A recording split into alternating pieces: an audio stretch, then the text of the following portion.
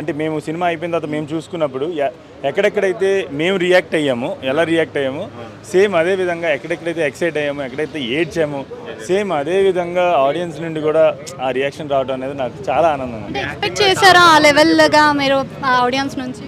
అంటే అది ఎక్స్పెక్ట్ చేసే కదా నేను తీస్తాను. అంటే దర్శకుడిగా ఆడియన్స్లో అటువంటి ఏమంటే భావోద్వేగాలు కలగాలనే కదా నేను తీస్తాను. సో ఆ ఎక్స్పెక్టేషన్ అయితే ఉంది ఖచ్చితంగా. మీ యాక్టింగ్ కూడా చాలా బాగుందని కూడా ఆడియన్స్ చాలా మంది చెప్తున్నారు.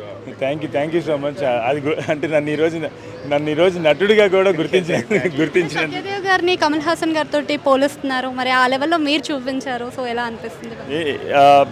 అంటే ప్రతి తరానికి కూడా అటువంటి నటులు కావాలి కదా. సో ఐ థింక్ ఈ తరానికి సత్యదేవ్ అంత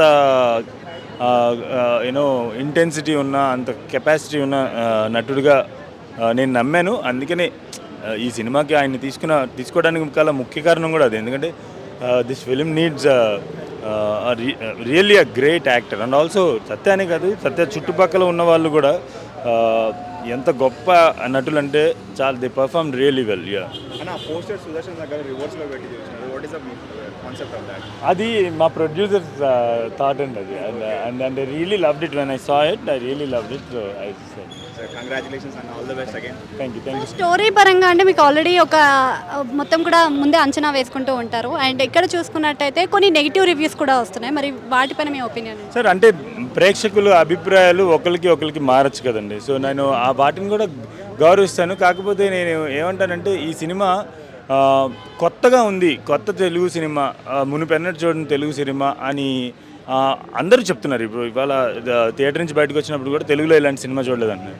తెలుగులో ఒకటి మొట్టమొదటిసారి చూసినప్పుడు దాన్ని ఫస్ట్ ఫ్రేమ్ నుంచి మొట్టమొదటిసారి ఎటువంటి ఒక సినిమా వచ్చినప్పుడు దాన్ని ఫస్ట్ ఫ్రేమ్ నుంచి జడ్జ్ చేయకుండా సినిమా హోల్సమ్గా సినిమా ఎక్స్పీరియన్స్ అయిన తర్వాత దాని గురించి దీనికి వస్తే బాగుంటుంది. బట్ ఇదైనా మొదటి ఆట, కేవలం మొదటి ఆట మాత్రమే. సో ఇంకా యూనో